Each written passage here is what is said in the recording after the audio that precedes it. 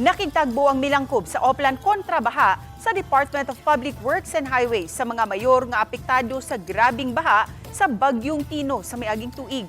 Nagsilbing host sa tigom ang dakbayan sa Talisay. Gawa sa mga opisyal sa DPWH ug sa dakbayan sa Talisay. Mitambong sa tigom ang mga opisyal gikan sa kagamhanan sa dakbayan sa Danao ug sa lungsod sa Compostela.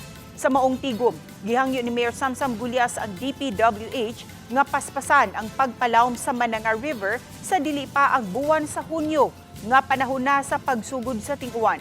Grabing naapektuhan ang napo ka mga barangay sa dakbayan sa Talisay diin nisubay ang Mananga River atol sa Bagyong Tino. Miabang na og mga heavy equipment ang dakbayan aron kasugdan ang pagpalawom ug pagpalapad sa sapa sa Mananga. Ang ilan na yun is mo-coordinate na lang yun with each other. Kaya namay Oplan kontrabaha gibuhat nila, kami pagani ni kuha pagani mi og mga equipment para mutabang nila. So how we can work together para madali ni.